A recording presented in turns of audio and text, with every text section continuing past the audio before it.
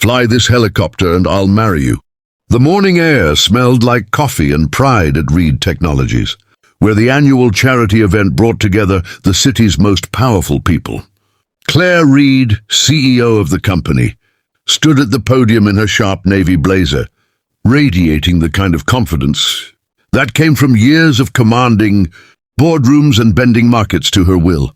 If you believe in kindness, second chances, and the power of small moments to change lives, please like, comment, share, and subscribe to Kindness True Stories. Also, tell us in the comments, where in the world are you watching from? Volunteers had signed up for a charity helicopter ride challenge, and the crowd buzzed with excitement.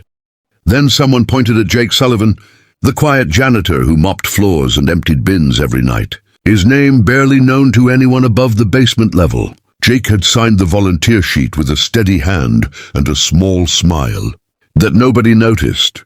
Claire noticed him, though, and her lips curled into something that wasn't kindness. "Jake," she called out into the microphone, her voice carrying across the lawn to every executive, investor, and camera crew present. "Our janitor wants to fly a helicopter?"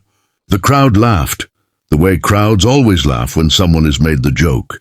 Claire leaned forward, her eyes gleaming with the particular amusement of someone who has never been embarrassed in public. "Tell you what, Jake, if you can actually fly that helicopter, I'll marry you right here on this lawn." The laughter grew louder. Jake said nothing. He just looked at the helicopter sitting on the grass with calm, dark eyes, and something flickered across his face that nobody in that crowd was trained to recognize. Recognition, not of the machine, but of a version of himself he had buried years ago. Jake Sullivan had not always been a janitor.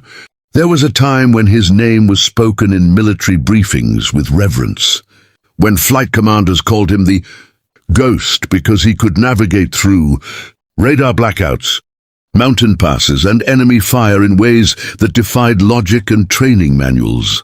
He had flown missions that were never officially documented, rescued soldiers from positions that maps said were unreachable, and returned every single time when everyone else had given up hope. Then his wife died.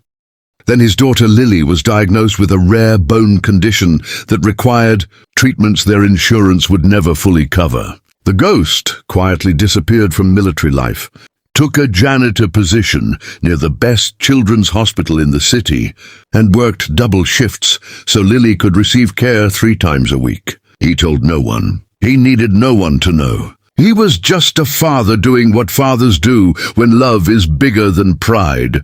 The charity event continued. The crowd moved on to champagne and speeches, and then the radio crackled. A tourist helicopter operating nearby had suffered catastrophic engine failure. It was descending fast over the river, and inside it were 7 passengers, including one small girl with brown pigtails and a blue hospital bracelet on her wrist. Jake heard Lily's name on someone's phone before he even turned around.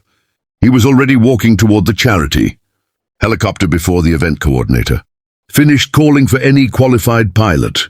There was no announcement, no dramatic speech. He climbed in, completed a pre-flight check in under 40 seconds, and lifted off the ground with the steady precision of someone who had done this 10,000 times in conditions far worse than this. Cameras swung toward him. Drones followed. The entire charity lawn fell silent as people watched the janitor in the grey uniform pull his helicopter into a perfect intercept path above the river. What followed was captured on 17 different cameras and broadcast, live across 4 news channels. Jake matched the falling helicopter's descent rate, got underneath it, coordinated with the panicked pilot on emergency frequency, and guided the aircraft to a controlled landing on a riverbank. Sandbar with 30 seconds to spare before structural failure would have made survival impossible. When the door opened and a small girl in a blue hospital bracelet ran out, Jake caught her in both arms, pressed his face into her hair, and stood there on the riverbank saying nothing while the world above them went completely still. Claire Reed watched from the lawn on a live feed, her champagne glass empty in her hand, her face showing something it had perhaps never shown publicly before: shame. And then something deeper than shame. which is the moment a person understands who they actually are, compared to who they thought they were. She found Jake at the hospital that evening. She did not bring cameras. She sat across from him in the corridor outside Lily's room, and she asked him one question: what did he need? Jake said his daughter needed 18 more months of treatment. Claire nodded once, wrote a check that covered it entirely, and then created the Sullivan Foundation, a non-profit dedicated to funding medical care for families of veterans living below the poverty line. She offered Jake a position as head of the foundation's Operations and Emergency Liaison Program. He accepted, not for himself, but because Lily deserved a father who could help other children too. The CEO, who promised to marry the janitor, never forgot the lesson that man gave her, without saying a single word. Some people carry their greatness quietly, in grey uniforms on night shifts, through corridors that the powerful never bother to walk. The world had laughed at Jake Sullivan.